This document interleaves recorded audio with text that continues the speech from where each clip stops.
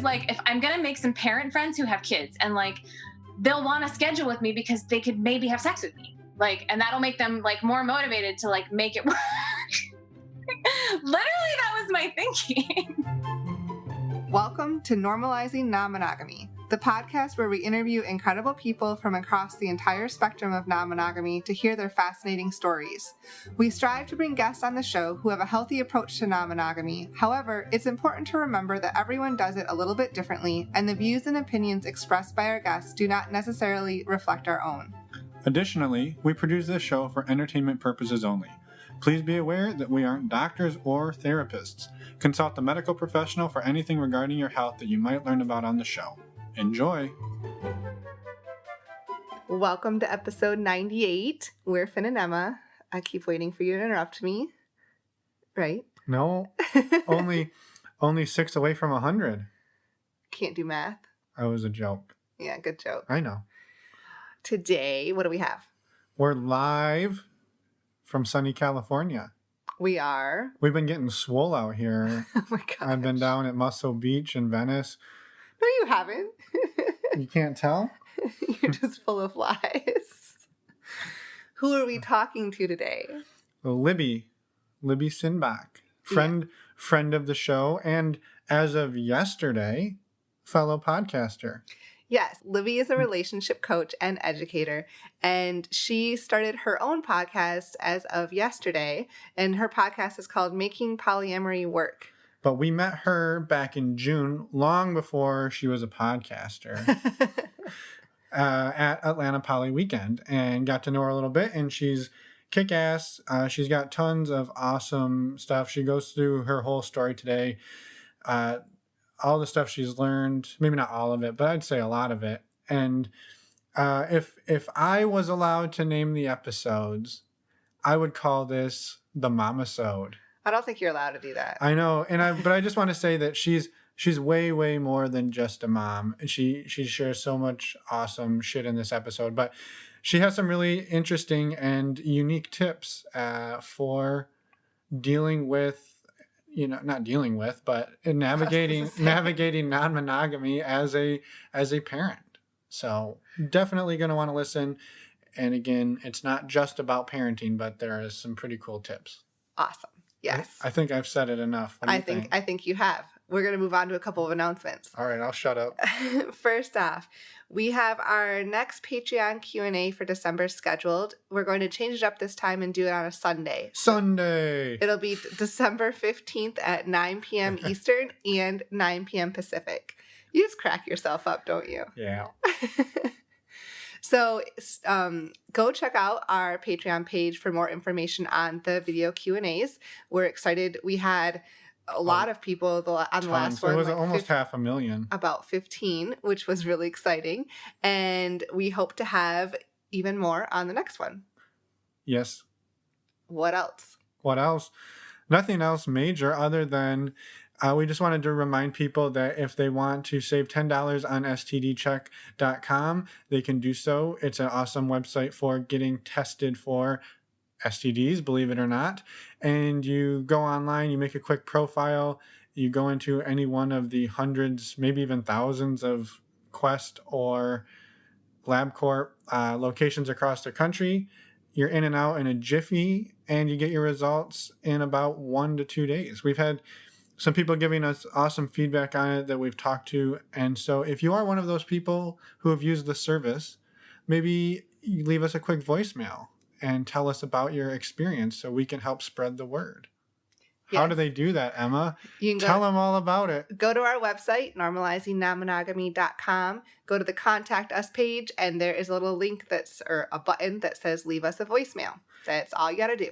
And just a reminder that doing this helps the show. Using these links supports us slightly in a financial sense. So we appreciate all of your support doing that. And using any of the links on our resources page. And you can find links to get over there in the show notes, which if you click the show notes button in your podcast player, it will take you to our website where you can see all of those resources, plus sometimes pictures of our guests and even more information about them that we don't cover in the show. Yeah, we include pictures or contact information for our guests if they choose to do that. So go check that out. And now let's go talk to Libby. Yeah, welcome, Libby. We're so excited to talk to you this morning. And another Atlanta Poly weekend connection we have. So excited. You got a lot of folks from APW? A few. Not a lot, but a couple. I don't know if you met Norm or not when you were down there. Oh yeah, I love Norm. He's wonderful. Yeah. Cool. He even plugged some of your work on his episode. So. Oh my gosh, have you aired it yet? Yeah, we did. Yep. Oh, I've got to listen to that. That's cool. Okay. Wow, I'm flattered now. Well, hi. I'm really excited to be. This is my first podcast, you guys. So you have. You have, I don't know, what's the appropriate, I don't believe in virginity. So like, we're not going to use that terminology. I'll just say you're my first, you guys. Well, we're honored. Yeah, that's super exciting. And, we wanted to see if you could give the listeners, I guess, a little bit of background. Who is Libby and why are you here? Why are you here? Oh, yeah. Okay. So, well, who is Libby? God, that's a really hard question. Well, so right now at this point in my life, I just turned 40. I am non-monogamous. I've got 2 kids. I've got 3 partners. And I now, for a living, I'm a relationship coach, and I work with other folks who are not some flavor of non-monogamy usually, because usually they're looking for someone to help them. And it's hard to find mental health people or wellness people who like get non-monogamy. There's actually it's a limited supply.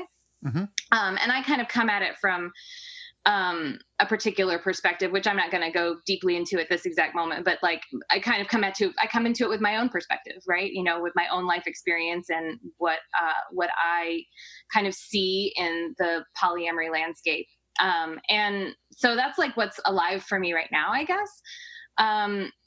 But I mean, I guess if I was going to like give you like my identifiers, I think the biggest thing that kind of defines me right now is that I like to build community. I'm building a community for myself, and I'm a mom, and I really like building family too. Mm-hmm. So, I would say those are the big things that like, you know, helping people with my coaching, building community, and building my family are like the big things that are like alive for me these days.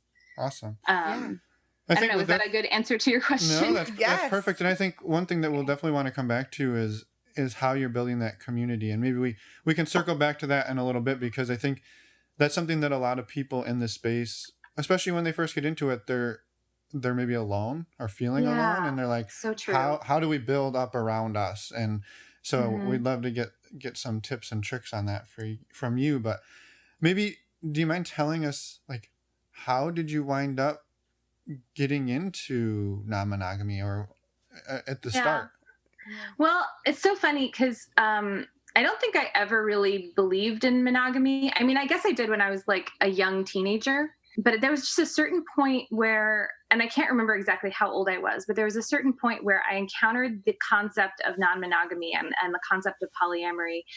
And I was just like, well, yeah, that makes sense. I have more than one friend, and like, they aren't mad about each other. They're perfectly supportive of each other. So like, if you just add sex, why does that magically make it have to be exclusive? Like, I understand if you have pregnancy, then that could be an issue, but like, we have modern birth control. So what would be the issue there? Like, why, like, it didn't actually compute to me why it was inherently necessary to be monogamous when you add sex and romance into the mix.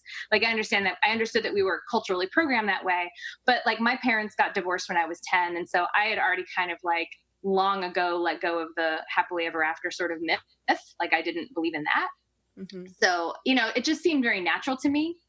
I didn't really practice it much when I was young and in my 20s, partly because I didn't have a lot of long-term relationships in general. And I wasn't very interested in having like I know a lot of people who are polyamorous who like met their sweetheart when they're like 18 or 19, and then they were with that person for a decade or more. And then they open up because they like want to have more partnerships, but that was not me. So, I dated around a lot in my 20s. And one of the experiences I had was I was in college and I really didn't want to have a boyfriend. I didn't really want to have any kind of serious relationship. But I really wanted to have like a romantic connection of some kind. Specifically, I wanted to make out with somebody like nobody's business. Like I was just desperate to like have a serious make out. And the college I went to was like majority women, and I was not in touch with my queer side at that point. I had no idea how to like make that happen with someone who was not a guy. Mm-hmm. And I didn't even really know how to make it happen with a guy, honestly. But so I didn't feel like I had that many opportunities at my school. So what I did was, and this is really funny, I posted an ad on Craigslist.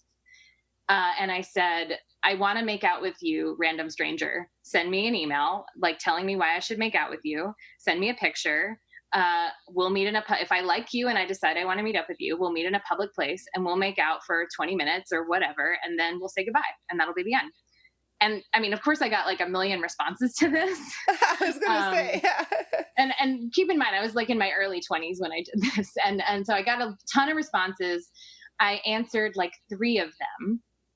And I think it was 3 or 4 people that I met up and made out with. And that was really fun. One of them was this guy who was married and in an open marriage. And that was really my first like real world experience with non-monogamy, was that we made out and then we like ended up talking for like hours. And then we decided to start dating each other. And so I started dating him and we dated for like 6 months, something like that. And ironically, he kind of fell in love with me. And I was kind of like, whoa, buddy, like, chill out. I thought this was going to be like really like not a big deal. And like, here you are getting all lovey-dovey with me. It was really, you were looking for something more informal at that time. Yeah. I was looking for something more casual, something more like physical, I guess. Although I didn't actually find the physical aspect like super satisfying either. So it was all very confusing. My 20s were a confusing time. But that was my first experience with it. And funnily enough, he and I are still in touch, and now he lives in Seattle and he's still with his wife at the time, and they have kids now, and they're part of this huge poly community in Seattle. But what was funny was he was doing this open marriage thing kind of on his own in New York, and it was kind of on the down low with everybody.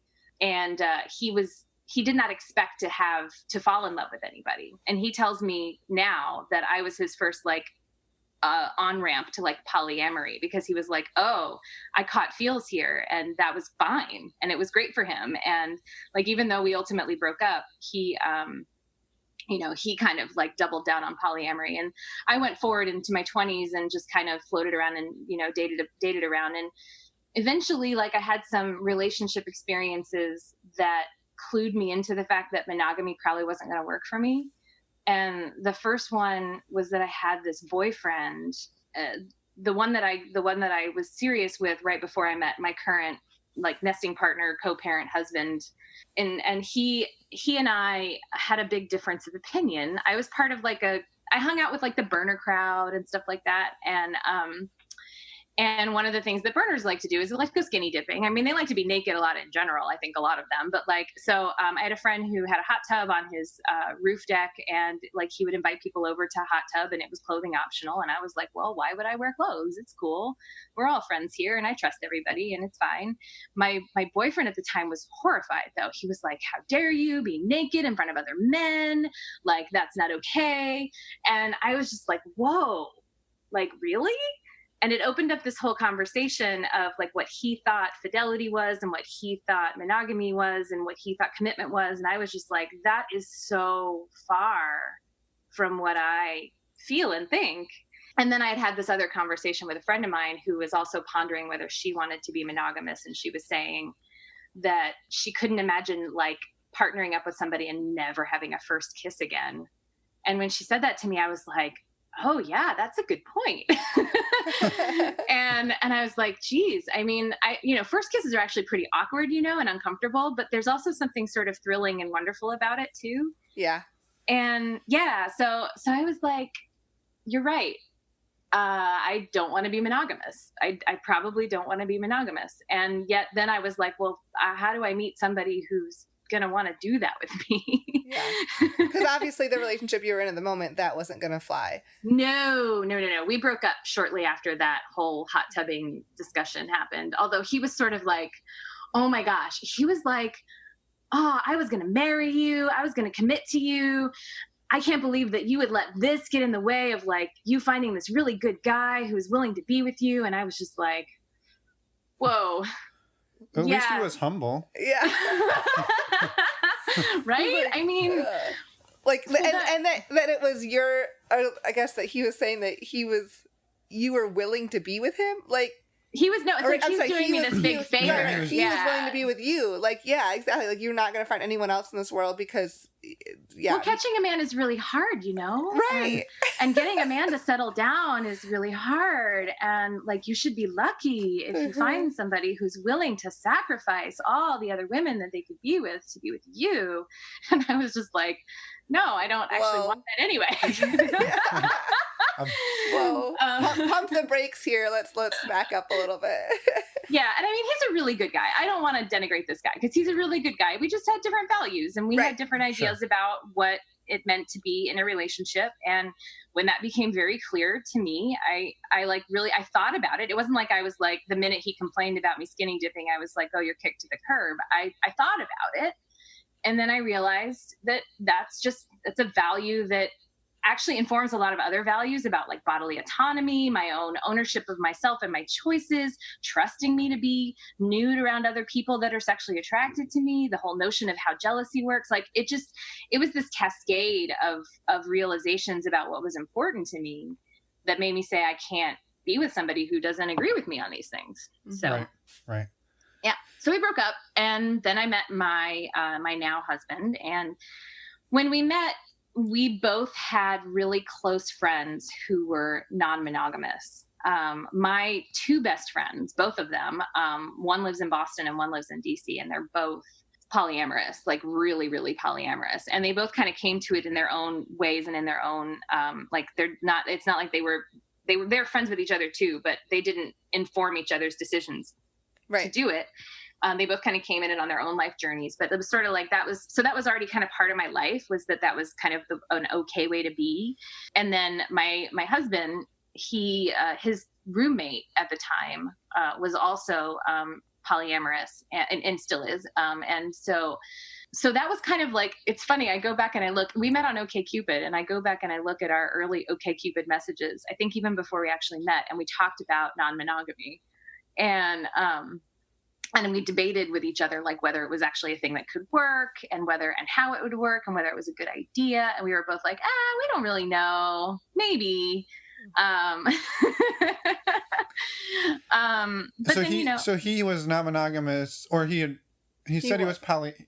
Oh, I thought she said he was. He wasn't, his best right? friend. He wasn't. His best friend was. I'm sorry, I missed that. Okay. Or his roommate was. His roommate and my two best friends were. And so we talked about it. But yeah, no, our dating profiles both were saying that we were monogamous. I mean, I don't even think they had the granular way that you can declare yourself then that they do now. But there was the assumption that was, I mean, because that's the default, right? Mm-hmm. So that's kind of like what we both thought we wanted to do. But it was always kind of a topic of discussion for us. It wasn't something that was like way out there for us to consider. And I found out later, I didn't know it at the time, but that he had kind of dabbled with some non-monogamy with his previous partner, who he'd been with for almost a decade. And so I didn't know that was a thing that he'd done before. Didn't go well for him the first time he tried it out, but it was something that he wasn't opposed to, like from a moral standpoint or something. And then about a year into our relationship, one of my good friends, it turned out he was in an open relationship, and he thought that I was, just by the way I was comporting myself. And so he started hitting on me. And then I was like, oh, do you want to go out? Because like, I could go ask about that. Let me just ask about that. And so I did. And my husband was like, yeah, you could give that a go. Sure. Let's see how it goes. Let's talk about it, and like talk about it as we go along, and keep in touch and communicate, along the way, and see how that feels. And I was like, cool. And so we did that. And this guy also really liked my husband, and they were friends, and like, we were all really cool and chill with each other. And it was a really good starting point, I think, for us. Because we all really trusted each other, and it was very low stakes. And it wasn't this thing where like I was crazy in love with this guy and I wanted to, run off with him, or that we'd been having an affair or anything like that. It was just like, I want to try this. I want to see how this feels. Yeah. And it was really fun. And, it didn't go very far the first time. This guy and I didn't date very long. He did end up coming to our wedding, because we weren't married at the time yet. But when we did get married, this guy and his partner ended up coming to our wedding, and stayed friends with us for a while. And so, it was a good starting point. And after that, we just kind of remained open. Like that was sort of our policy with each other. When we got married, we did not write anything about monogamy or fidelity or anything like that in our vows. Yeah. We weren't open about it with very many people. There were some people who knew, but we didn't tell our parents or anything like that, because it didn't seem very relevant at the time. Because it wasn't at that point like a lifestyle choice. It was more of this is a thing that could happen, and we're open to it, and whatever happens, happens. And we don't really know if that means we're polyamorous. It doesn't mean we don't know what we are. We just know that we're not monogamous, and that we're not closed to whatever possibilities are out there for us. Basically. Yeah. So in that first experience, you said that you, when you were dating the other guy, did you experience any issues with jealousy, either one of you, or navigating that, or did it feel pretty normal and easy? That first one felt really normal and easy. It was really, it didn't go that deep. So, I think that might've been why it was really normal and easy. And I'll say a lot of my early poly experiences, non-monogamy experiences, were not very deep. They didn't go very deep. And so they weren't, I feel like they didn't upend very much or destabilize very much at first, because they just didn't go very deep. They were fun experiences. They were new connections. They were more like friendships that just had a potential for other elements. And we communicate really well with each other, my husband and I. And since it was always kind of a thing on the table that we always talked about, it was sort of, I felt like we were set up to communicate about it well from the beginning, I think. Mm-hmm. To be clear, though, I want to be clear. There's more to the story where it does get difficult. We're talking. This is early stages. But the early stages were actually really easy. I remember, funnily, this is kind of a wild thing to say, but I'm going to share it with you because it's also kind of juicy. So one of my friends who is polyamorous, I went to her wedding, and she, of course, invited her other partners to the wedding. But it was her wedding with her nesting partner or whatever.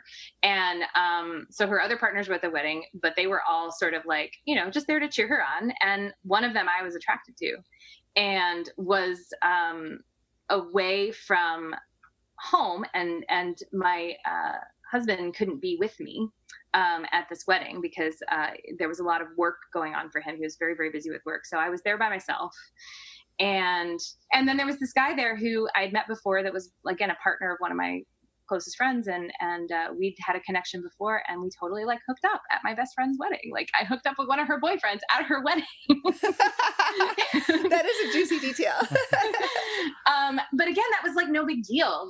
And I didn't even tell my husband that was going to happen beforehand. We didn't negotiate it beforehand or anything. He sort of was like, yeah, if you want to do something, that's cool. What else? And then I didn't, I told him I wasn't calling him up in the bathroom before we, got naked or whatever. I was the next morning on my way home, I was like, so by the way, I slept with somebody, and he was like, oh yeah, cool. Tell me more. And I was like, well, this is what happened. And it was fun. And I don't know. And then, again, it was a long distance thing. And I actually have not seen that guy since, which is strange to me. That's not my usual. One night stands are not my usual. Mm-hmm. But that, that was one experience of a few in the early days that was just okay, that happened. What else? Yeah. Right. But the key is like you're being honest and open with each other about it, right? And both of you are allowing the other person to be like, okay, that's cool. Like, tell me more about it. And if a feeling comes up, it sounds like you were able to at least talk about it. Yeah, I gotta say, I was kind of surprised that feelings didn't come up early on. Like, I kept being like, "Are you sure? Are you sure it's okay? Sure this is fine?" And I mean, to be clear, my husband didn't date anybody for a while. Like, so we were kind of polymono for a while, or non-monogamous. I don't know what you'd call us, but like we were, because he was just very into work and very, very taken up by that.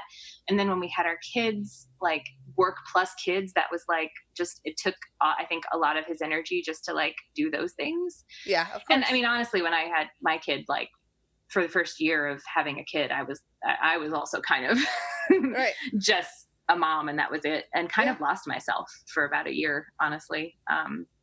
Which I don't regret at all. It's a great experience, but also kind of a major shift in identity and stuff.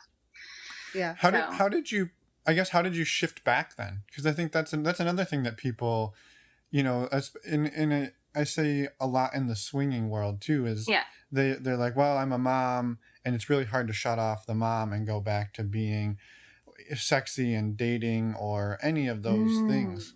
Yeah, that is so real. This is interesting. So this really gets to the meat of like my story.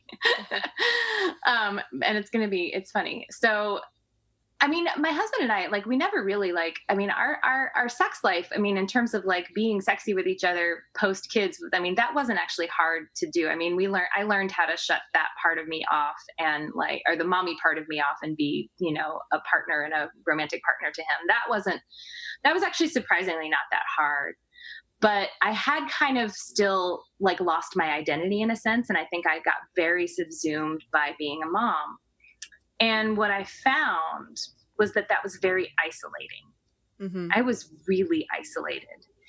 And it's funny because I often tell this analogy that like when I was a new mom, one of the things that I really believe in and am passionate about, as I said before, is community. And so what I really kind of dreamed of was like having this village of other moms that I was friends with and that I knew, and that we'd all watch our kids together and we'd all have play dates with our babies, and maybe we'd all put them down to nap at someone's house and then sit and have coffee. And that was like my dream of what I really wanted. And I couldn't for the life of me make it happen. And I was trying really hard. And a couple of things kept getting in my way. The first thing that got in my way was scheduling, because babies' naps just wouldn't line up with each other. And even moms who are home with their kids, which I was home with both of my kids when they were born, from the time they were about between 18 months and 2 years old, I stayed home with them. And so I was trying really hard to like set things up with other stay-at-home moms, because I know that's isolating for them too. And we all seemed really hungry for connection. But then it was really hard to schedule for some reason, and really hard to like link up. And then it was really hard to like make the connection with the other mom. Like we got to a point where I got to a point with some of the new moms that I was making friends with and realized like we really didn't have anything in common apart from the fact that we were both parents and kind of going through the same thing. And then we were responding to it in very different ways. And sometimes I was like, oh, you're doing what? Oh, okay.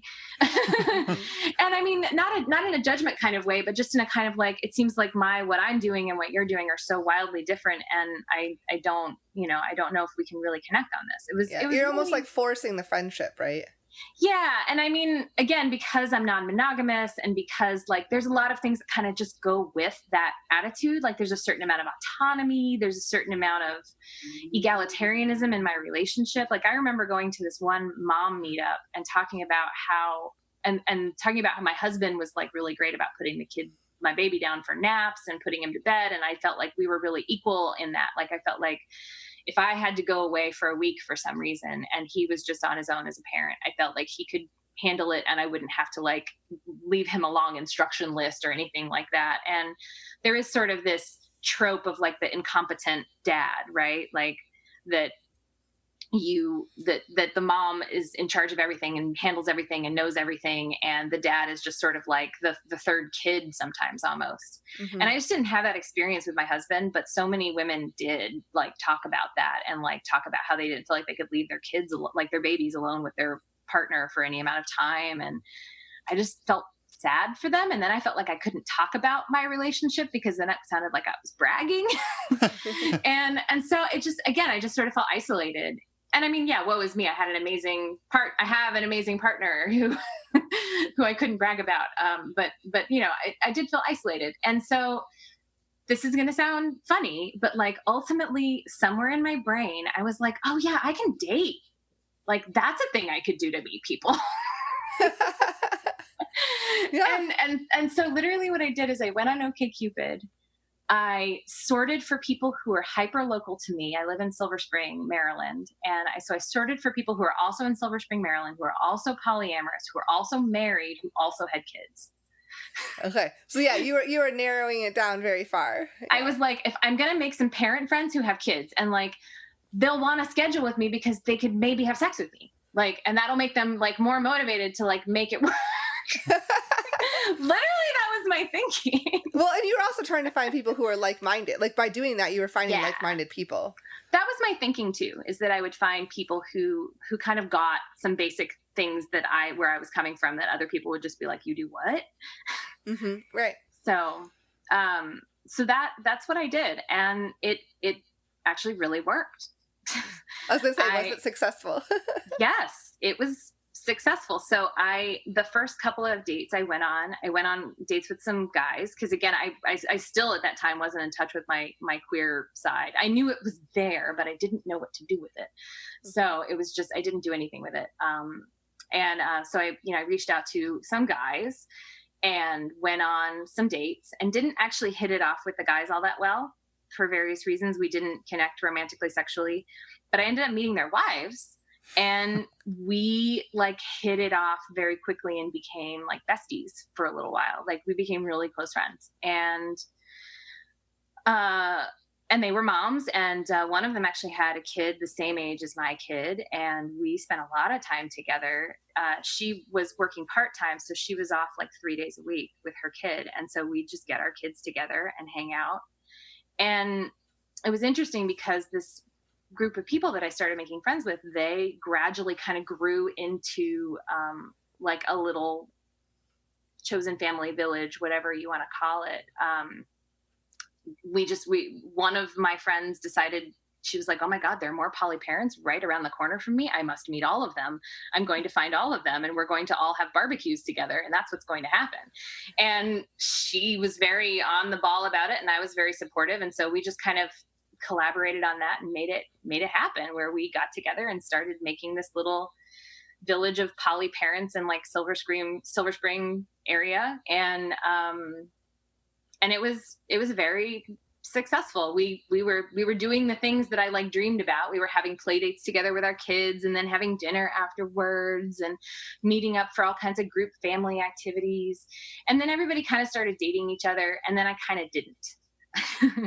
I didn't date anybody in that group really, except briefly one of the people in that group we kind of dated, but it was ambiguous and confusing. And your husband was part of all of this too. Like he was involved in a lot of it when he could be. Yeah. Yeah, he was.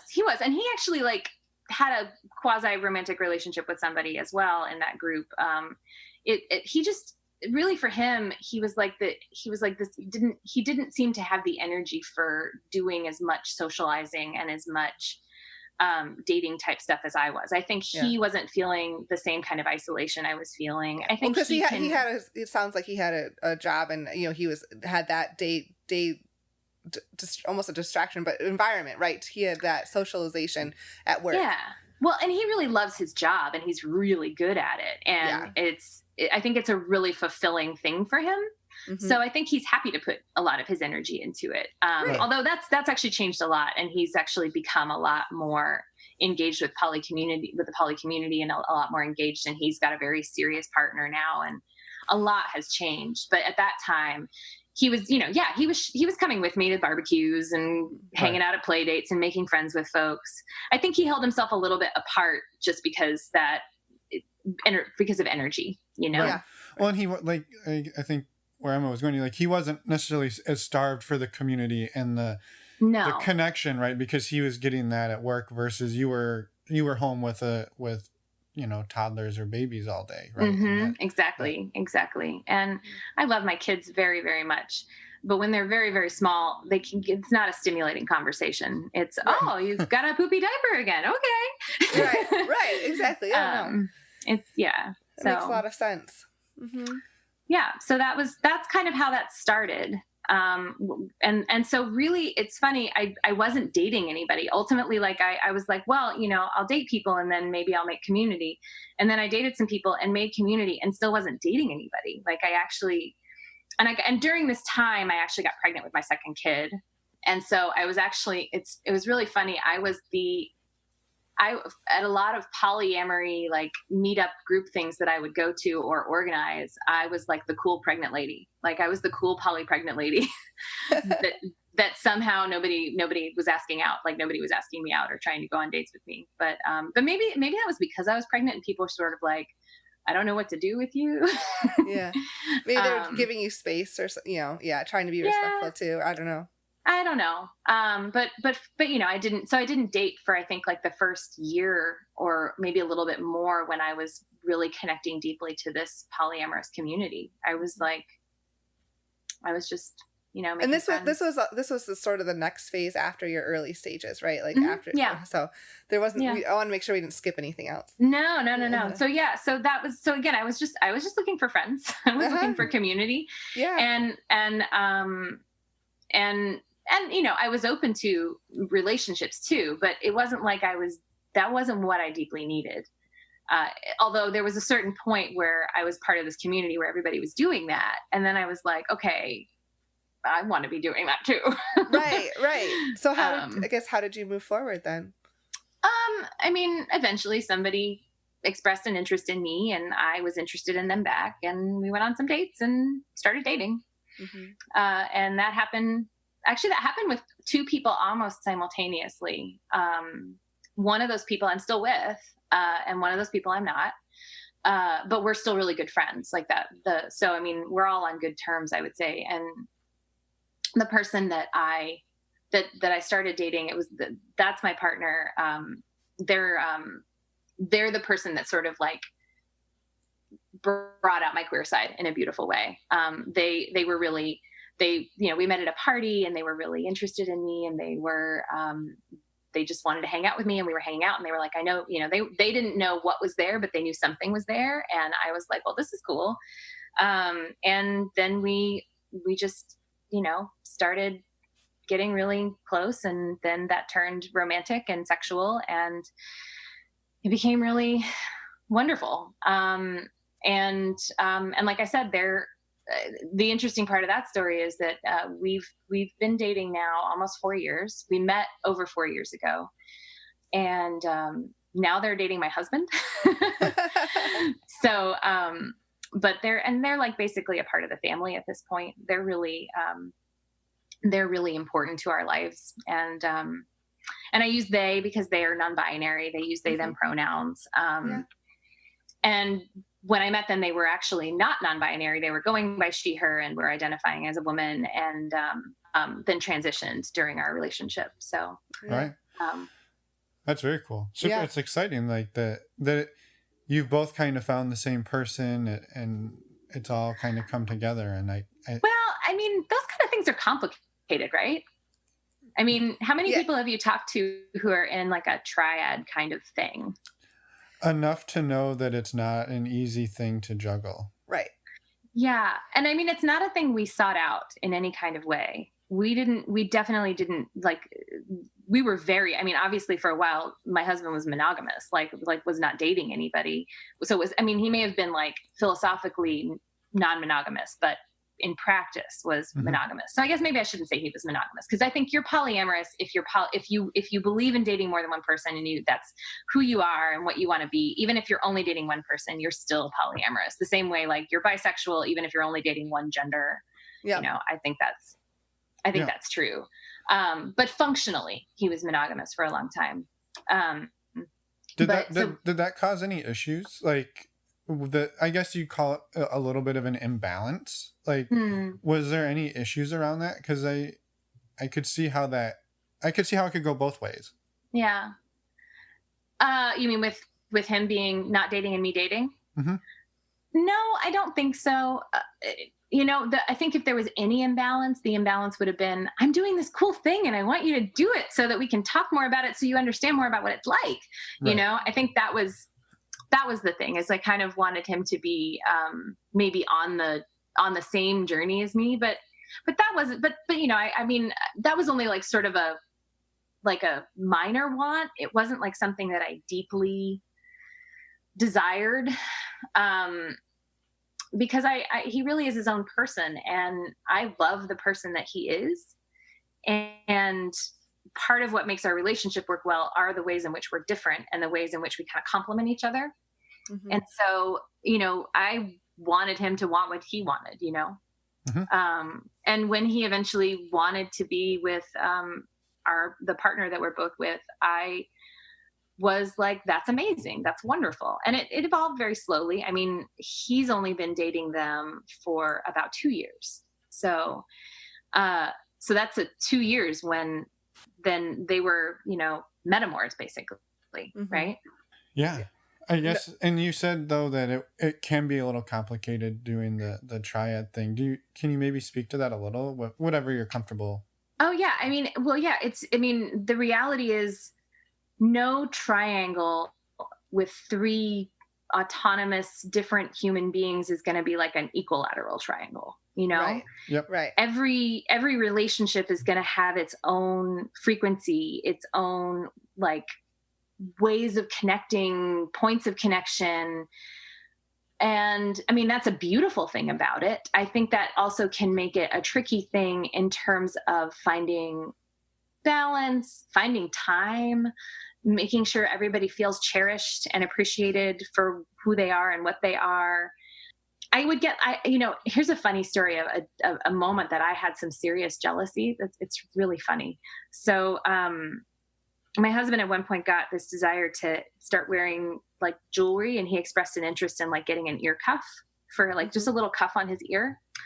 And I went to a festival, and I saw one that this artisan had in their shop, and I saw it, and I was like, I think that's a perfect first like ear cuff for him. I think he'd really like it. It looks like his style. And I bought it for him, and he loved it, and he wore it every day. And I just felt like, I'm not a very good gifts person, but I was like, oh, I nailed it. I got a great gift, and he loves it, and he wears it all the time. And then that Christmas, his other partner got him an ear cuff for Christmas. And I was like, how dare you? It was so funny. I was so mad for a little while. I was really upset. I was like, I can't believe it. This was this special thing that I got him. You got him the same thing? Like, that's so mean. Well, he has 2 ears. I know. Well, and I have like 10 pairs of earrings, I mean, yeah, it was ridiculous too.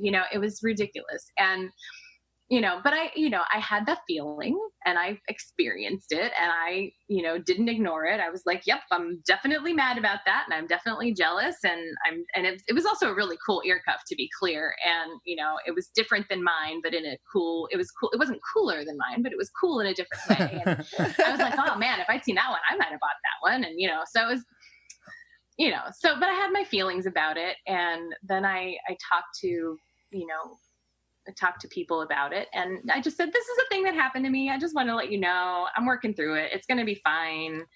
And, and it was, but, I mean, I'm sure that's happened to a lot of people, right? Like you have maybe this special thing between the two of you, or it feels special between the two of you, but you didn't say, never do this with anybody else. And maybe you wouldn't even say that, but then they do it with someone else, and you're like, oh, Yeah.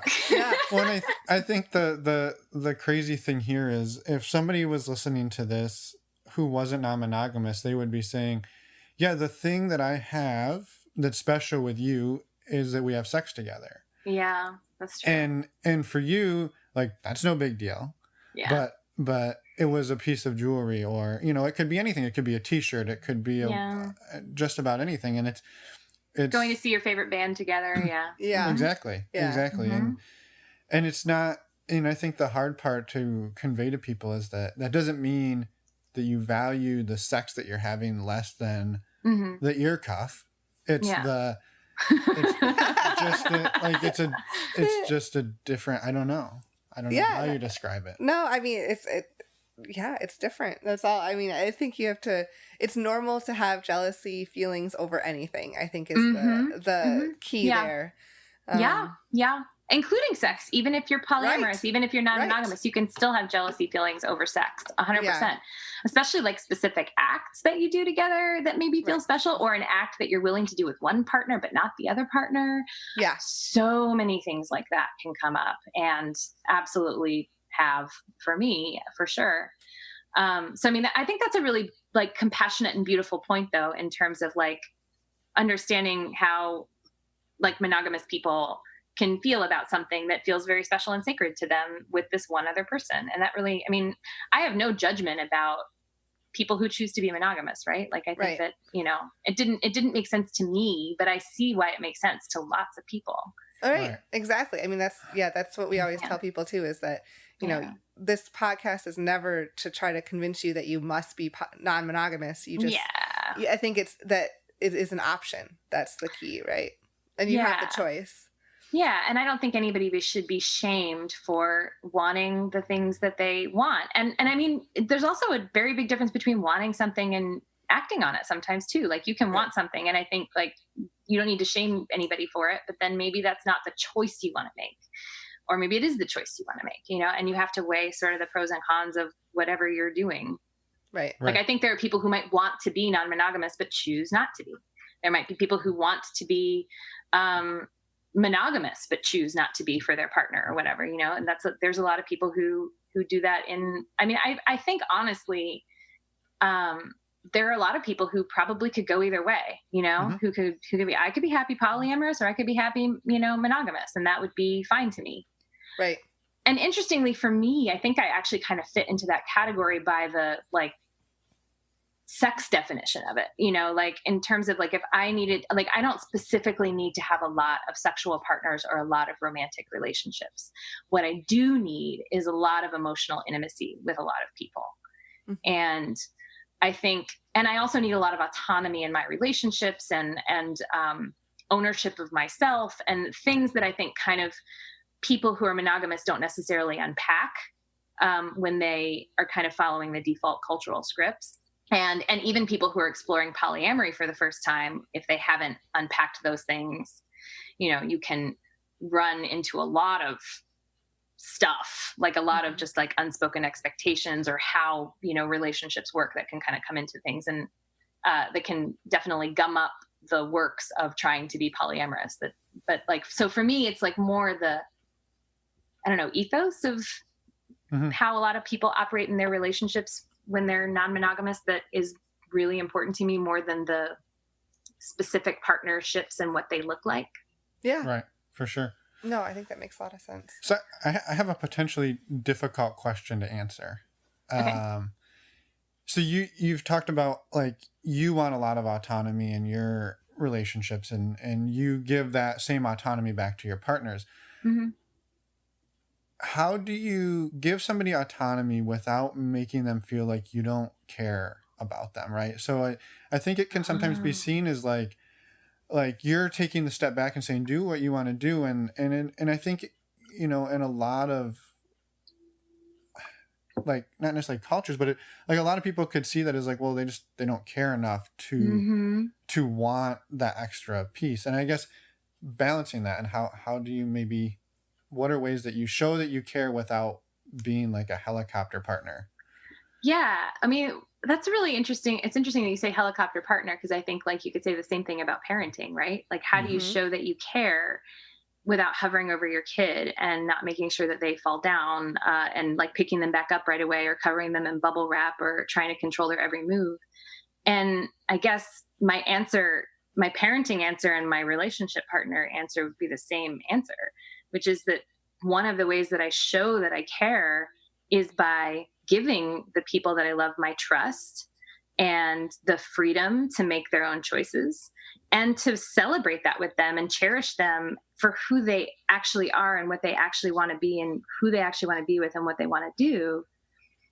And I mean, it's the same thing with my kids. I don't think I'm doing my kids a service if I try to control them and try to invade every part of their life.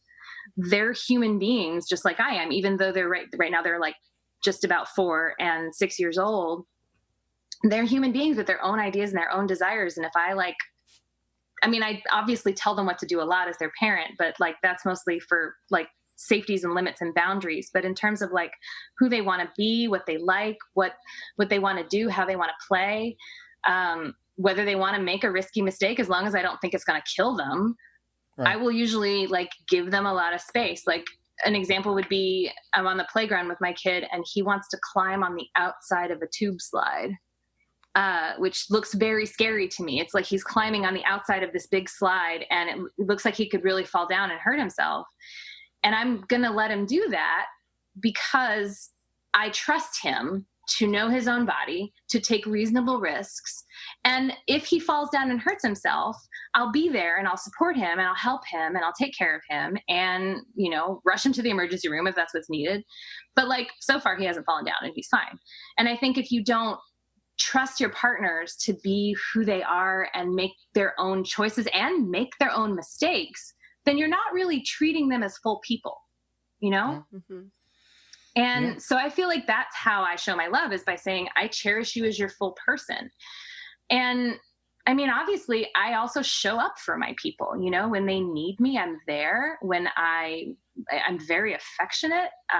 We have all kinds of rituals of connection that I think are really important. Like with different partners, it shows up in different ways, but like just different ways that we remind each other every day that we care about each other and that we love each other. One of my partners and I, we make playlists and share songs that make us think about each other. We just share little Spotify links and stuff like that. Another one, it's like memes and, tweets, like, that, sharing a tweet that we want to share. I mean, like all different kinds of things like that just like remind each other that we care and that we matter. And then there are the big things too. Like, when there's a crisis, we show up for each other. When there's, when things are hard, we hold each other, and when we fuck up with each other, we work on it and we work it out. I mean, I think autonomy doesn't mean you're on your own. It just means you get to choose what's best for you. I'm still going to weigh in on how it's going to impact me, because it will. And I'm going to hope that you're going to care about that, but ultimately I'm not going to control you and tell you what to do, Right. Perfect. No, I think that's a very good answer. Yeah, I was going to say very well. Very good answer. So I mean, I've put a lot of thought into this. I mean, for sure. Both as a parent, as a partner, because I mean, there are times when if I'm giving space, some people do interpret that as me not caring or me being negligent in some kind of way. And I don't see it that way. And I mean, ultimately I have to seek out people in my life who also don't see it that way. Right. Who appreciate the freedom as a form of love. Like right. The freedom and the trust as a way of showing love. Well, it all comes down to communication, right? Because that's really the bottom line. Because if someone's feeling neglected or whatever, they need to communicate that to you so you can understand that, and then you can talk about, well, I'm trying to give you space because I think that's a good thing, and it's all talk about all of that. Yeah, and I mean, I want to be clear. I'm not perfect at any of this. Like, we're not implying that either, because I don't think anyone is. Yeah, I mean, I definitely screw up, and there have definitely been times in my past when I've wanted to control things more, and I think that's like when you say being a helicopter partner or whatever, what I see there is like the desire to control, to control things, and I think trying to control people always backfires on you, because people don't like being controlled.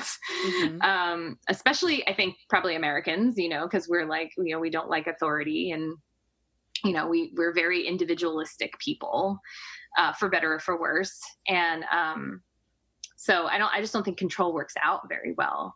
And there have also been times when I've given too much space and too much distance and have done what you said and not communicated it as well as I should have or would have, and not said, like, this is why I'm giving you space right now. This is why I need space right now. Because sometimes that happens too, right? Like sometimes you have to take responsible distance from somebody because you can't be in it with them in the way that you want to, even maybe, you know, like sometimes, and I mean, again, this even applies to parenting. Like there are times when my kid is throwing a shit fit, and it's not like I abandon them, but I have to say, I cannot be with you while you scream at me. Like you need to, you know, this is too loud. It hurts my ears. It hurts my head. You have a right to be mad and scream if that's what you need to do, but I can't be here for it. And so I need to go take a step out of the room and take a breather. Now, obviously I'm not going to do that with a 1-year-old who's, you know, going to cause harm to themselves and like maybe fall down the stairs. Or, I mean, there's some, I don't know. Like I obviously wouldn't do that with them, but like with my 6-year-old, you know, I'll say, and again, it's not a punishment. I'll say, you need to, if you're really upset and you can't be calm and you can't have your body be calm around me, I can't interact with you. You need to go up to your room and take a break and feel your feelings there where you can't hurt other people, you know? And I actually think a really important piece of relationships is learning how to take responsible distance when things are hard and you can't fix it. Because sometimes you just can't. Sometimes one of you is having a really rough time and the other one can't do the loving, hold spacey thing that they need to do in that moment. They're too reactive to it. And the best thing for you to do to preserve your relationship is to take space, but take it responsibly with, as you said, communication. Right. And not just disappear or whatever. Yeah. Because if you disappear, you feel abandoned. You feel like, oh, I was too much. Oh, I got too upset and now my partner doesn't care and I better button it down or bottle it up. And that's unhealthy and unfortunate. And, you know, so it's very good to communicate, hey, I know you're going through a lot right now and I really want to be there for you right now. I can't do that in the way I want. So I'm going to give you some space, but I'm here and I will come back. Right. Yeah. And I think that I will come back thing is really important. Like I will come back and check in with you in a couple days or in 20 minutes or whatever it might be. Right. No, I think that's wonderfully said because I think a lot of people will relate to that too. Yeah. I wanted to ask too, like, so I wanted to get like a little bit of a background of where you're at right now, like in your relationships. We kind of covered the whole, like the steps and stones, and you've alluded to the fact that you're kind in a triad of sorts. But what do your relationships look like at the moment? Sure. So there's my partner that I share with my husband. And that relationship has gone through, I would say, a lot of iterations. Right now, we're in sort of a liminal space with each other. We're still very committed to each other. And I would say, like, no matter what, they're probably always going to be like family to me. But we're sort of reconfiguring what our relationship looks like. And I think that that's an important, like, thing that all relationships go through. I think, you know, I've gone through that in my nesting partnership too. So, I mean, I've been with my husband now for 10 years and we're, you know, we live together. We're very close. We co-parent together. And, you know, one thing that we're sort of struggling with at this moment, I think, is that we both have, so I have another partner that I've been with for about 2 years. And we're very close. And we see each other every week, probably more than once a week. He's got 4 kids and he's married. And his kids and my kids hang out together. They know each other really well. And we're not like the Brady Bunch blended family thing right now. Like we have separate households and a lot of that stuff is separate. But we spend a lot of time together too. And I think one thing that we're sort of bumping up against right now is sort of, what are we doing with all of this? Like, we feel like family to each other. And I mean, that comes back to what I said before, like one of the important things to me is family. And when you think about what a marriage is, like a traditional marriage, a lot of people see that as a romantic institution. And I see it as a familial institution. Like you're legally becoming family to each other. You're legally now, their parents are your parents-in-law and your parents are their parents-in-law. You know, all of you, you know, you call each other's siblings, like, you know, you're part of a family now. You've joined a family and you are a family. And even if you don't have kids, you're a family, I would say. And, you know, you legally share the same rights to property and things like that, unless you specifically opt out of it, which I think is, I won't get into that, but like, its own thing. But so, now we're at the point with our partners where they feel like family to us. And there's not really a way to have that acknowledged in a way that we might like by broader society, Right. And we're trying to figure out like what makes sense and what that looks like. And I mean, everything's always in flux, relationships end up being these, as we, I think, all feel very committed to each other, it feels kind of fluid at the same time too. Because I don't know, really, it's a relationship system at this point. It's its own little ecosystem. And when something happens over here, that affects the whole system. And, so I don't know if that answers your question, but so this partner that I have that I've been with for 2 years, 2.5 years, I guess, at this point, he and I, he's sort of, I hate using the word like game changer, because like I really have an issue. I read that book and I hate that book. And I won't go deeply into my issues with the author of that book, but that's well documented on the internet if anybody's interested in reading about that. But it's funny because I read that book initially because I was newly in this relationship with my now partner of 2.5 years. And that was the relationship that I had that was not easy. That was like, suddenly nothing was easy. There was a lot of jealousy. There was a lot of intensity. There was a lot of struggle and strife. And some of it's like not my story to tell. But the part that's mine to tell is that like, so I didn't even think it was possible for me to fall like head over heels in the way that I did with this partner. Like most of my serious relationships as an adult were like these kind of slow burn kind of things, and the ones that were like head over heels were like unrequited. So I'd like fall crazy in love with somebody and then be like, ew, gross. But this guy, we just fell head over heels in love with each other. And like, there's parts of me that like want to unpack and like diagnose and dissect like why that happened and like give it some kind of like explanation of, it was these circumstances. It was, not that it was some kind of like magical thing, but that it was like, there were situational circumstances that caused that particular amount of intensity. He was new to poly. He and his wife, when they first started out, like were figuring it all out as they kind of went along. And so it was very unstable and insecure for me for a while. And so I think maybe like the insecurity piece of it might have like ramped up the intensity, but I don't know. Who knows? All I know is I fell crazy in love, and like, it was amazing. Like, and everything about it was amazing. And that was really hard, I think, for everybody. I think that was hard for me. It was hard for my husband. It was hard for my other partner. It was hard for my partner, the partner I fell in love with, his wife. I think it was hard for everybody who was in that ecosystem, where it was all of a sudden there was this sort of like relationship that my husband didn't put it this way, but he sort of put it this way. It's like when we were together, it would kind of take up all the oxygen in the room, like we would just be like staring all googly eyed at each other anytime we were around each other, even if like there were lots of other people around. Yeah.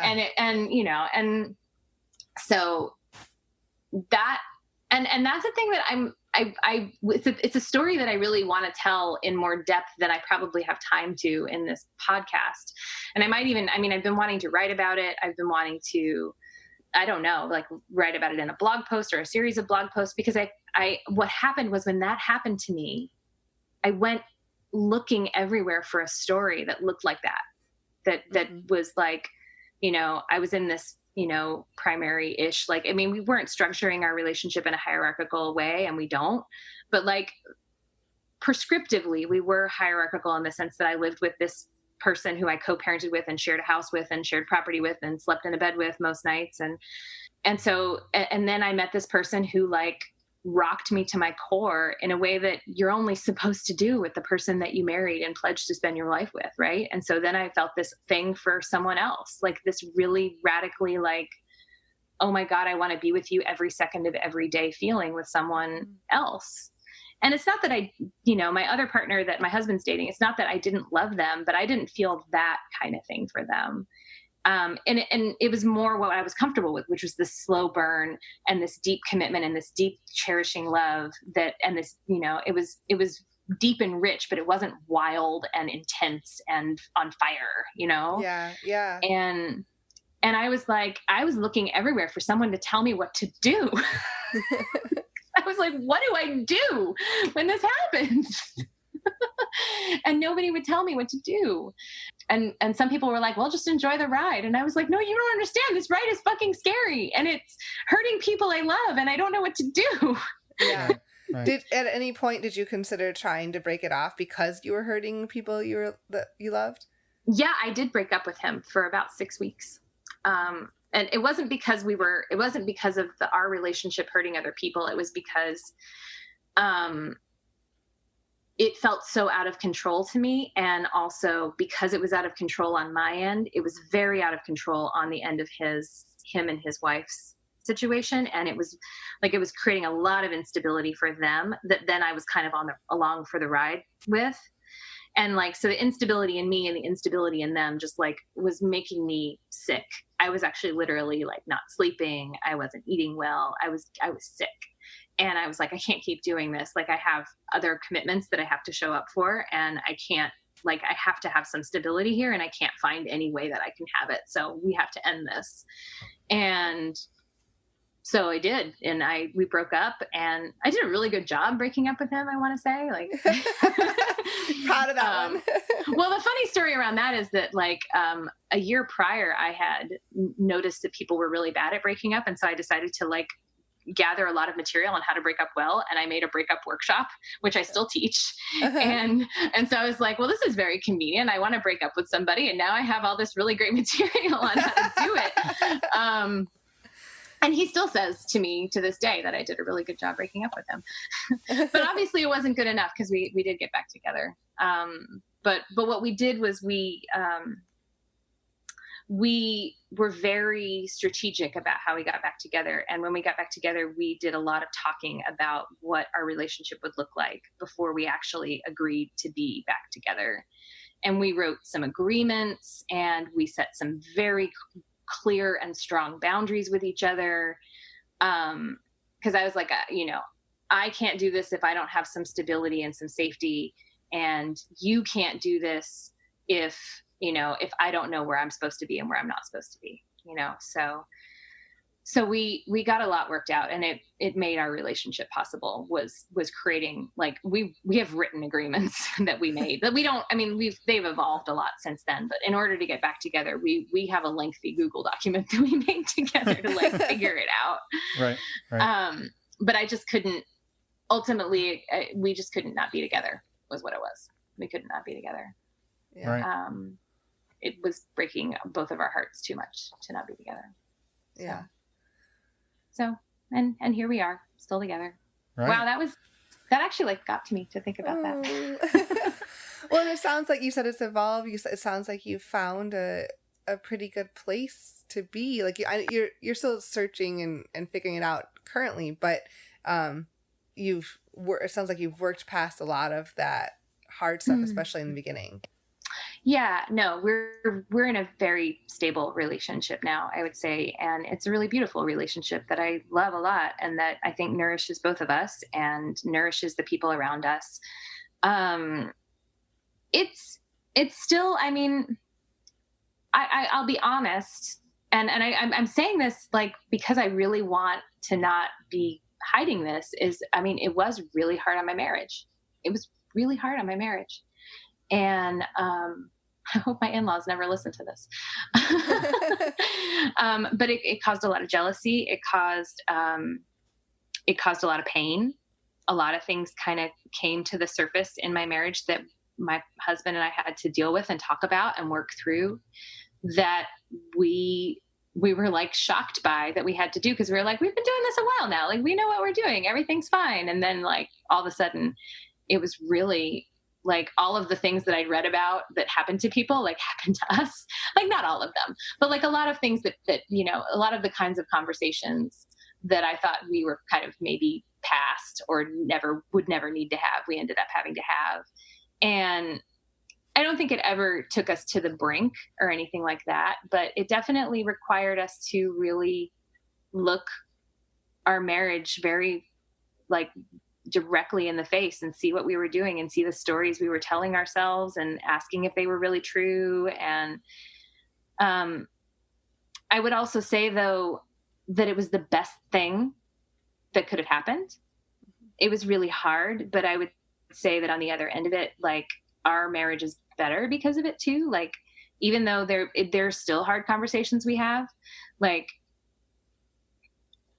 because we had to have that reckoning with what we were really doing together and we had to work through hard things, we have a lot more clarity than, I mean, when we thought we were doing well before, like, but we have a lot more clarity on what we're doing now together than I could have imagined. And it caused us both to change a lot.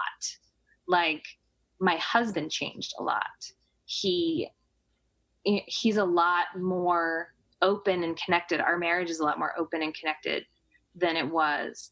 And we were able to talk about things that we weren't talking about, that I think maybe I'd kind of given up on talking about, that then suddenly became like things that I realized and he realized we needed to like bring back up to the surface and reckon with.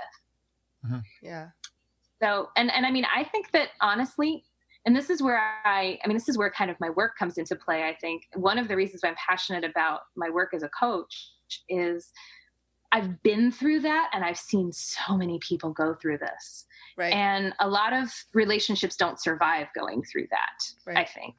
Yeah. And I think the difference there's two things that I think make the difference between going through it and surviving and going through it and not surviving. And sometimes a relationship isn't meant to survive. Sometimes a relationship has run its course and it's time for it to end. Sometimes it hasn't. But sometimes the difference is one of two things. Either it's run its course and you've just uncovered all the reasons why you should have been broken up 10 years ago, or you didn't get the support and help you needed to work through it and really get the tools that you just haven't had and have been coasting along without, but now you really need to like work through this in a compassionate way. Right. Well, because the situation that you described is really like anybody, a lot of people starting out in non-monogamy is kind of their worst nightmare, right? Like that's what people are scared of, is something like that. One of you falling for somebody else crazily and then having to work through all of that stuff in your marriage and face all of that stuff. Yep. And so it's tough. It's tough. But I really appreciate you opening up and talking about it, because I think that you're demonstrating that, yes, this happened. This may be your worst fear, but hey, we worked through it and we're better off because of it. And I'm in a better situation now than I was. And it's hard to see that in the moment going through those things, but. Oh no. Yeah. It's interesting that you say that's your worst fear, because I do think it is a lot of people's, like you said, it's a lot of people's worst fear. Well, I think their worst fear is that they'll just be abandoned, right? Right. That you'll meet somebody better and you'll be abandoned. And that kind of all goes along with that, right? Like somebody's worst fear may be that, your partner will meet somebody else and they'll leave me for them, right? Yeah. So, either they'll leave you for them. I mean, I think honestly, my husband's worst fear, I mean, and not to speak for him, but like, I think that his worst fear, and this would be my worst fear too, is actually for someone to stay with me, but like be marginalized as a person, like, oh, that's just my ball and chain. That's just my wife. That's just the person that I put up with who takes care of my kids. Right. I don't really like, I mean, that's actually worse. I'd rather be broken up than be that, I mean, on one level, but at the same time, I know tons of people who have something like that, who have a marriage that they have long since decided isn't romantic and sexual anymore. And they work out being like beautiful platonic co-parents together. Yep. And they're really good friends and they still travel together and have like wonderful, beautiful experiences together. It's just not romantic and sexual anymore. And they have that in outside relationships. And I think that's beautiful. Mm-hmm. I don't think that your marital and co-parenting relationships have to be this like all in one package. I think it doesn't have to be that way. And it doesn't have to be this great heartbreak if it isn't. But I do think it can be a great heartbreak if one of you doesn't want that and the other one does. Right. Then it's devastating. It's like, it's like being with your crush that rejected you every single day and then watch them go off and be with other people. Like that would be heart-wrenching. And I can't like, and on some level, I think that is like the scary, big, bad, scary thing that you would worry about is like, I'm the one that they put up with so that they can have all these other more joyful, exciting things. Right. Yeah. No, I think that makes a lot of sense. And yeah, I wanted to mention that because I think it is a big fear of a lot of people. And so thank you for talking through all of that. Yeah. Yeah. I think you have to reckon with that could happen.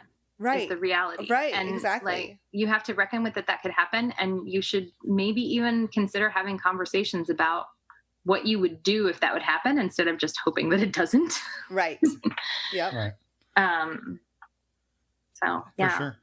Yeah. One thing maybe working towards getting close to the end here, was a question that is something that we've heard come up in past, and this is not ever to imply that you're like a frail, helpless woman who can't take care of herself, but we have had people reach out to us say like, I want to do this type of stuff, but I don't feel safe going out and meeting men or meeting other people on my own. And like you went to, like, I think when you said your Craigslist story, I'm sure there was people who were like, Craigslist killer, like that was like exactly what they thought. And but you navigated that multiple times safely. And I guess like how do you navigate this to keep yourself safe, both just physically safe and sexually healthy, and all of the things that are wrapped up in that bubble? Because I think that's something that's important not to gloss over, especially, as someone who's navigating this sometimes as a single woman. Yeah, that's a really good question. I'm really glad you asked that. My first answer when you said that was like, I'm just really bold and stupid, maybe. I don't know. Like, I don't like, I just assume I'm going to be fine. But no, that's not really the answer, because that's not true. I would say there are a couple of things that I would recommend. First of all, Lindsay Doe, who does this YouTube series. Oh, what is it called now? It's a sex YouTube series, and it's a really good one. And I can't think of what it's called now. Why can't I think of it? But anyway, Lindsay Doe, she does a YouTube series, and she did a really, really good video on how to have a casual hookup with somebody like from the internet and be safe about it. And she went through this whole like step-by-step process of like how to do it and what to do. And I mean, like, there are simple basic things. Like, if I was going to go on a date, I would make sure that somebody knew where I was, and it wouldn't be like and I would make sure that I checked in, and that if I didn't check in, that there would be an assumption that like maybe something's wrong and someone should check on me. In terms of like going to something like a play party and navigating that, I think it's good to go with a buddy. I think it's especially if you're, and whether you're a guy or a girl, honestly, I think it's good to go with a buddy. Go with someone you can check in with, and because I mean, men get sexually assaulted too. Men get put in sexually uncomfortable situations. So I think it's really good to have someone go with you. And, it doesn't have to be a poly person. It could be a person who is just cool with it all and who's okay with like just being your buddy. Right. I would say also the biggest piece of advice that I have for anybody who's worried about safety is like, really listen to your body. Like, really listen to your body, because your body is really smart, and your body is taking in information all the time subconsciously about whether you're safe or not. And if you feel some kind of dread, some kind of like clenching feeling when you're with somebody that's making, even if they're saying all the right things and doing all the right things, if there's some little something like hairs on the back of your neck that's telling you this doesn't feel right, then say no and step back.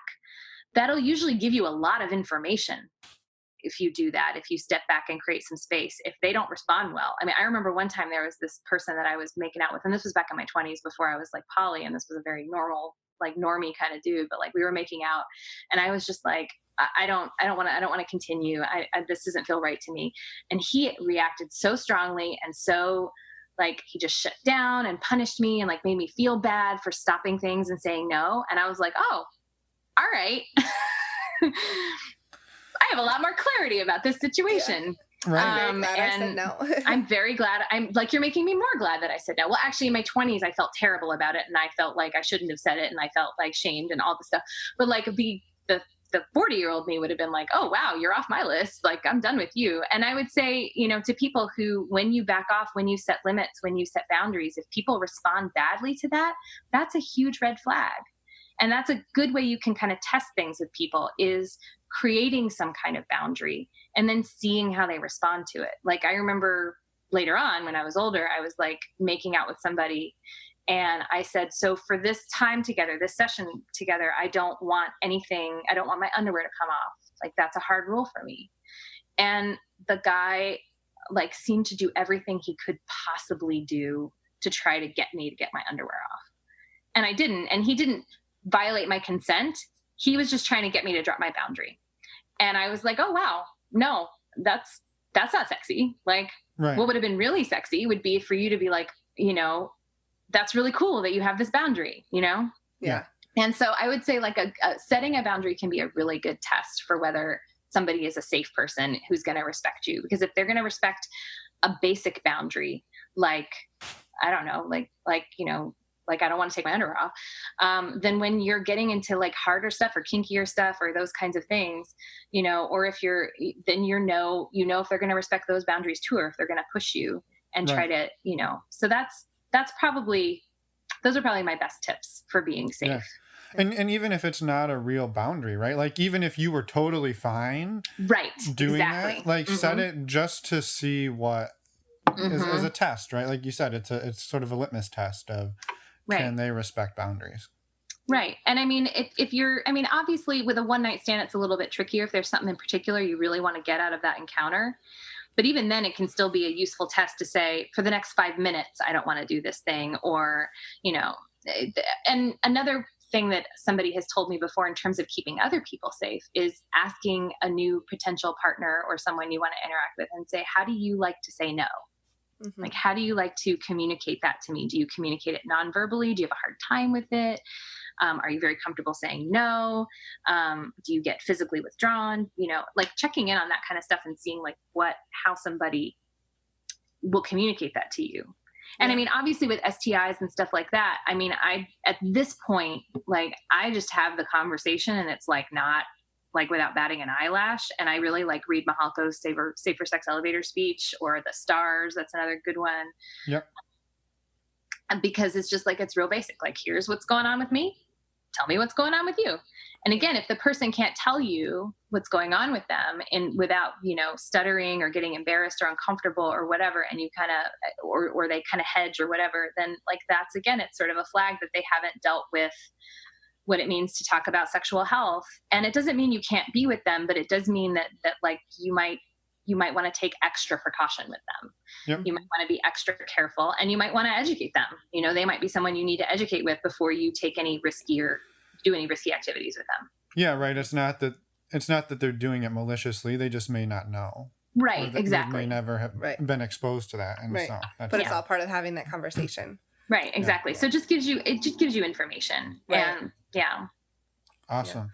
Yeah. And I really like what you said about asking somebody how they may communicate a no. That's something that we haven't heard. Yeah, no, that was a really awesome way to put it. Yeah, that was. Well, I gotta give credit to that to my partner Anna. They taught me that. They're excellent at a lot of the like how to be safe in a new space. Like, they're very good at that. I'll be honest, like, I don't have a lot of casual interactions. I've tried. It doesn't really work for me. Even though like I outlined some casual interactions in my deep past, like, it's not a thing I really do very much anymore. Although I never say never, right? Like, right. It's not you never know. That's like off the table for me. But I'm kind of like, there's a lot about my sexuality that's kind of weird. So, Well, and Craigslist is gone now. In terms Yeah, of... isn't that tragic? Craigslist, no more casual connections on Craigslist. I know. And you Sestafasta. I know. So awesome. Well, I mean, I guess, do you have anything else that you want to share with us? You've talked that you do the coaching, and maybe best ways for people to reach you if they want to get in touch. Well, so a couple things. I mean, so if my story resonated with you and this is something you've been through and you just want to talk about it, I'm here for that conversation. You know, like I would love to talk to more people for whom that has been their experience, especially if they've also come out on the other side of it. I mean, are you ever really on the other side of anything? I don't know. But right. But I would love to talk to more people who've kind of faced that worst fear and like gone through it. That would be cool. Mm-hmm. If you are interested in knowing more about my work and my coaching, I have a Facebook page right now. I don't have a website. So you can find me at Libby Sinback on Facebook. Mm-hmm. And you can also email me at libby@libbysinback.com. If you want to be in touch. And I really welcome that. I love having conversations about all of this stuff. We didn't get to talk much about community. And that's like a whole nother ball game. But we were going to circle back and then we kind of, I mean, and that's okay. you created barbecues and you were. Yeah, we talked a little bit about it. That's true. Yeah.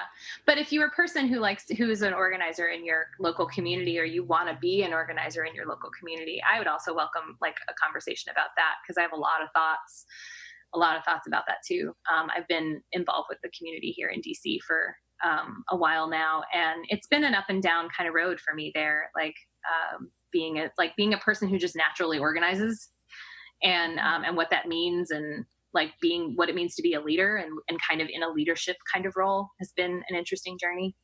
So I'm always desirous of connecting with more people who share that. So Perfect. Connect with me, email me. Yeah. Connect with me on Facebook. I've got some Facebook videos. I'm also potentially launching a podcast in the next couple weeks. So, well, we will keep people. I mean, first of all, we'll put links to everything in the show notes. Yeah. And if your podcast launches before this airs, which it may, we'll make sure that we mention in the intro or outro the name of it and give you links for that as well. So it will not be forgotten. Yes. So. And thank you so much for your time and spending some time talking to us, because I think a lot of people will get a lot out of this. Awesome. Well, I mean, it's really been my pleasure. So thanks for being so nice to me on my first podcast. Yeah. Hopefully none of the questions were too difficult. So no, they were good. Good. Perfect. Well, enjoy your morning, and we'll be in touch. Awesome. Thanks so much. Bye, guys. Welcome back. We had an interesting time while we weren't recording. We're not going to go into that. Thanks, Libby, for sharing your story with us. And I hope everyone got a lot out of it, even though Finn calls it the mama-sode. I know it's more than that. Well, and everybody else does too. And also thank you for all of the work you do in the community, the non-monogamy, and just relationship coaching. It's awesome to have people like that out there doing good work. So thank you. Yes. And one thing. Yeah. I don't know if you caught this. She mentioned that she has a workshop on how to break up with people. She does. We should really do something with that. We are. Oh, we are? So just a quick teaser. We are putting together some additional audio content, and we may have mentioned this here and there before, but we are hoping to publish this content early next year. So stay tuned. One of the modules will be Libby talking about breakups. Transitioning relationships. Yes. Is a much kinder way. Whatever way you want to talk about it. You can say, I'm not breaking up with you. I'm transitioning our relationship into one where I don't see you anymore. Anyway, stay tuned. We're really excited about this and can't wait to get it out there early 2020. And next week we have Jace from the Multi-Amory podcast. Yeah, Multi-Amory podcast. Yay! Yay. What? I'm excited. I see. He's cool. He is. And they all are, actually. No, I know. There's 3 of them that do the podcast. We have this first interview with Jace and maybe some others to follow. Yeah. Hint, hint. Spoiler alert. Okay, we've been rambling a while. All right, we will see you next week for episode 99, and we will be 3 closer to 100. No? You're just not killing it today, babe. I'm crushing. I'm trying out some new material. Bye, everyone. Thanks for listening.